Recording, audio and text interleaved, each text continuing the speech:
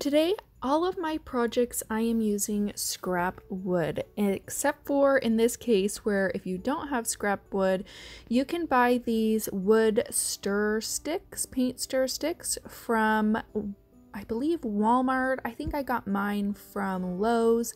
You can buy a pack of 10 of them for about $1. So it's a super great deal, especially if you are looking to do some crafts with them. So first I printed out myself a star. This is about a 6-inch star. I'm going to go ahead and cut that out. Now this is like a sticker paper basically that I'm using right here. You do not have to use that. That is in fact the only kind of printer paper that I had at the moment. I had no regular printer paper, so I used this sticker paper, which actually did turn out quite well because I could just stick down the star to the stir sticks instead of having to hold the star there. So you can see I am just lining up my stir sticks and then I'm going to trace that star out. So my idea for this was to create a kind of palette look star sign. You could also use popsicle sticks, which might also be a lot easier than what I'm doing right here, but this is the way that I decided to go. So I'm just taking my miter shears, which I will link down in the description box below. This actually worked really great for this because you have this little lever at the bottom where you can change the angle of the cut, which is kind of perfect. I'm just going and cutting where I drew the lines on. Now sometimes you do have to go over it a little bit, and the paint stir sticks did kind of chip a little bit, so I did have to use some scissors. Occasionally I had to use my little crafting knife to kind of score it first. This isn't the best kind of wood to use with your miter shears, but the miter shears in some instances, like you can see right there, it cut perfectly.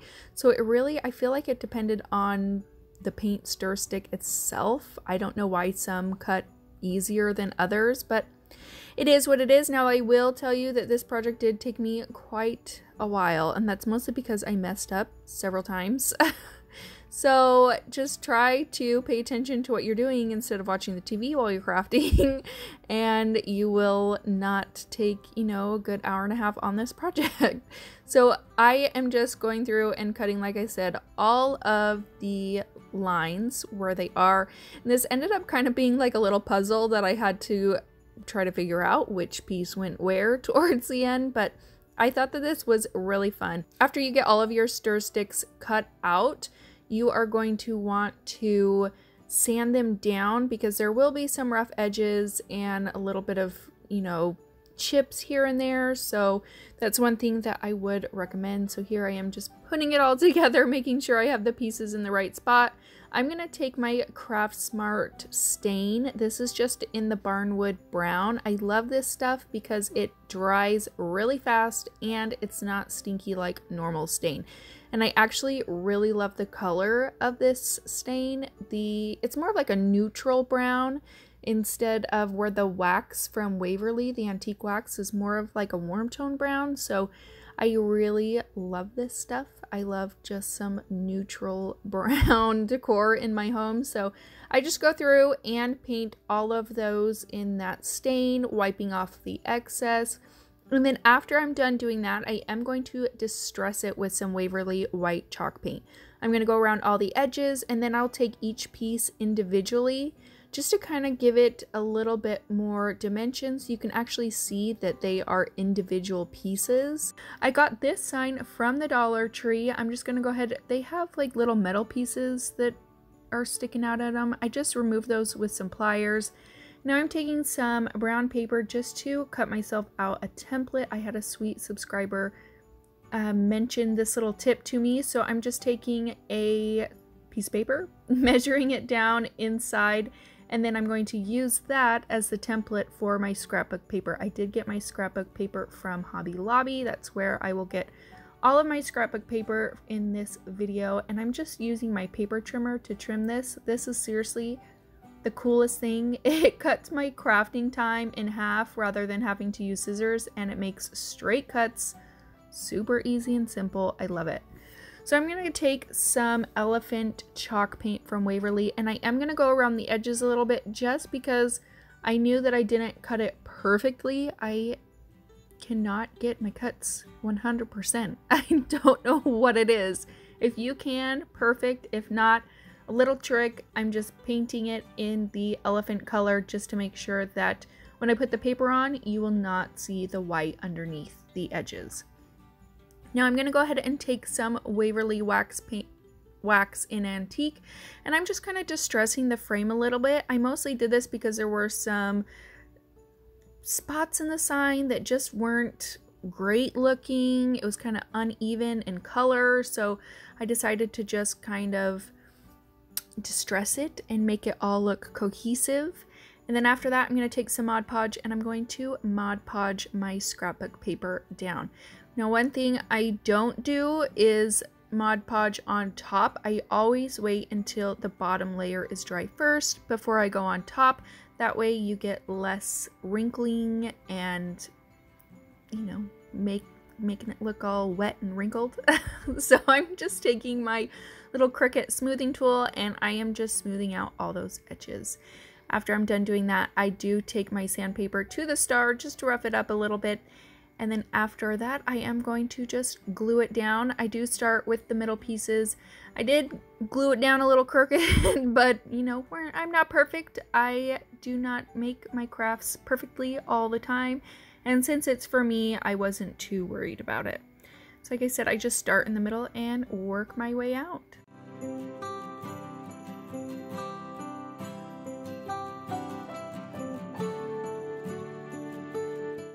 Now after I'm done with this, I did toy around with several different ways to finish it. I had the little berry garland all twirled up and I thought I was going to use that.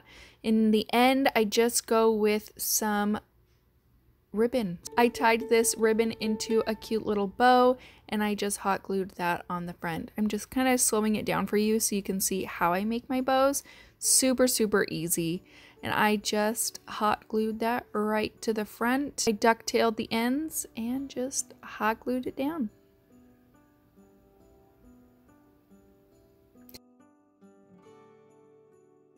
So for this next project, I am taking 1x2s. I do start at 9 inches. Then I work my way down 8 inches, 7 inches, 6 inches, 5 inches, 4 inches, until I get the smallest piece for the top of my little wooden Christmas tree. So like I said, these are just 1x2s cut down from the biggest piece at 9 inches, and then each piece after that I just make 1 inch shorter. So after I'm done cutting all those out, yes, I did cut these out myself with the saw. I was very proud of myself because normally I make my husband do it. So props to me, I did all these projects on my own. So I'm going to take my Craft Smart wood stain again in brown, and I am going to stain all the pieces of the wood, front, back, sides, everything. They are all going to be covered in this color.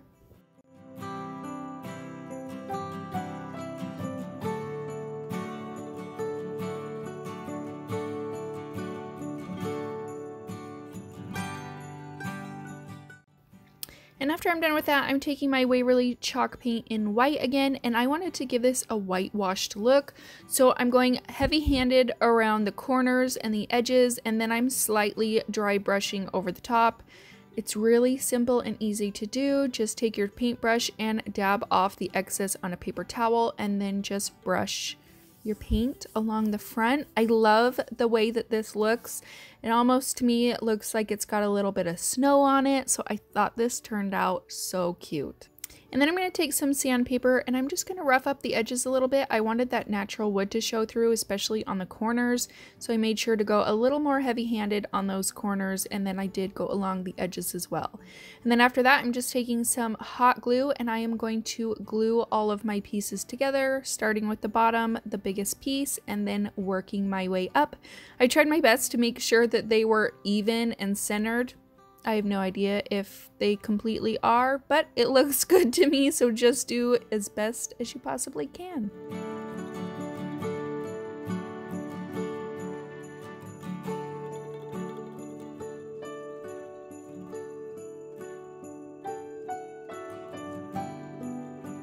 And then then after I'm done with that, I did get another couple pieces, a piece for my stem, and then this little platform to use to make it so that my tree can stand up. So I just painted these again with that same stain. I did not end up whitewashing these because I wanted them to look a little different. I wanted them to stand out from the rest of the tree. Like I said, just because that tree looks kind of like it's got snow on it, so I wanted the tree to look snowy and then the platform and the trunk to look plain. So I'm going to take these wood beads that you can get off Amazon, I'll have them linked down below, and I am going to string them on to some twine, and then I'm going to tie a knot on one end, and I'm going to also make a little tassel with that same twine, and I'm going to use those for the top of my tree. So you can see here I just make a knot on one end, cut the excess off, and then I'm going to make my tassel. So to do this, I just wrap the twine around 2 fingers, and I wrapped it around about 10 times. After I'm done with that, I cut off the excess. I take a little bit of some remaining twine, I wrap that around the top portion of the tassel and tie a knot. Now in this instance, I did use some ribbon to go along with my tassel. So I just put the ribbon on top of it. I tied a knot at the top of the tassel to keep the ribbon in place. Hopefully watching it gives you a better idea of exactly what I did so you can see how to make these cute ribbon tassels for yourself. After I tied that into place, I'm going to take some excess twine and I'm going to wrap it around the middle so that the ribbon and the twine stay in place. I'm just going to knot that in the back and cut off the excess, and then I will also trim the twine so that the loops are cut apart and everything is even.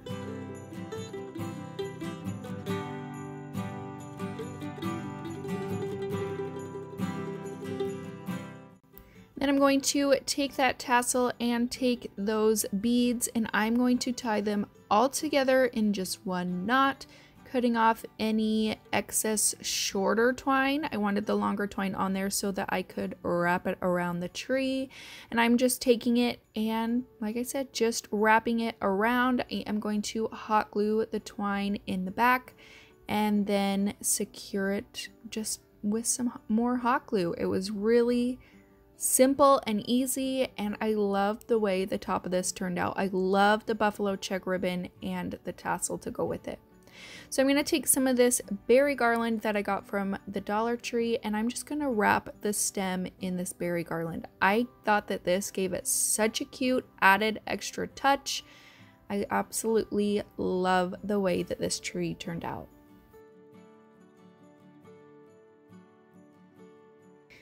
Next, I'm going to take these 2 pieces of wood. These are 2x4s. One is cut to a square and then one is cut a little bit longer into a rectangle. I will have the dimensions listed in my description box.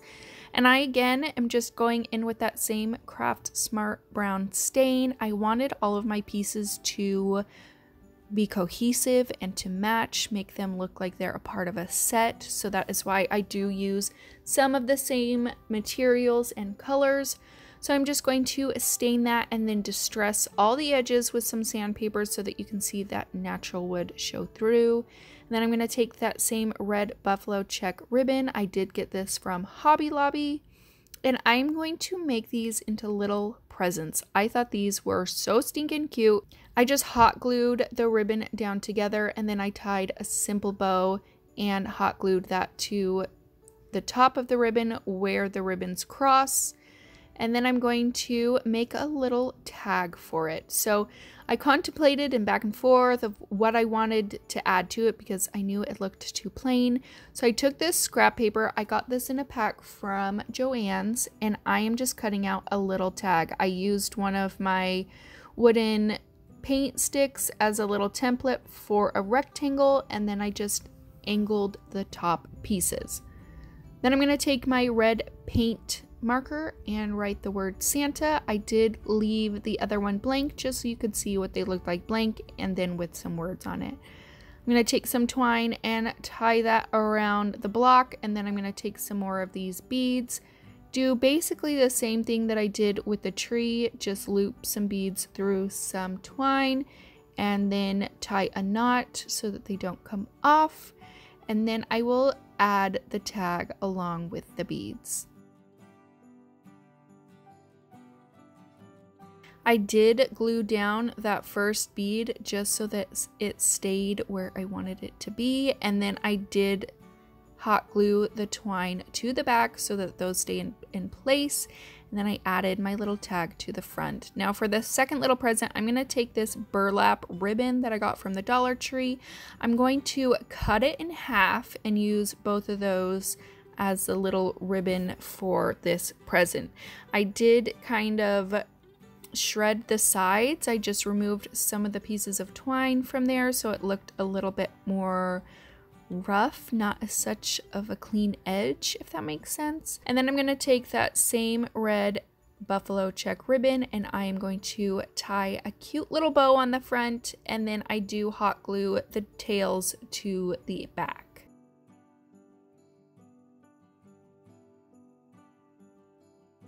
Once I'm done with that, I'm going to do basically the same thing that I did with my first one. I got a couple of beads, put it on some twine, and this time I hot glued the beads to the tag itself.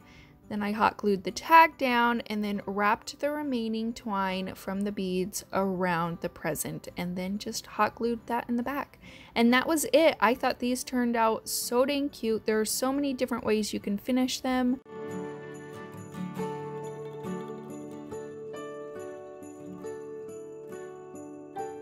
So for this last project, I'm going to take these, again, they're 2x4s. We just cut them on an angle at the top. I can't remember the exact angle, but if you just cut them at an angle, they'll just look like little houses. So I just took some Waverly chalk paint and plaster, and I'm going to paint the entire thing. Now you don't necessarily have to paint the front all the way because we will be putting scrap paper on it. So that's not too big of a deal. After these dry, I did get this scrapbook paper from Hobby Lobby. Like I said, one of them came in a pack of paper that you can get, and the other one you can just get as a single piece of paper. And I'm going to trace out these houses with the paper. I'm just putting them in the corner, marking them down, and then cutting them out.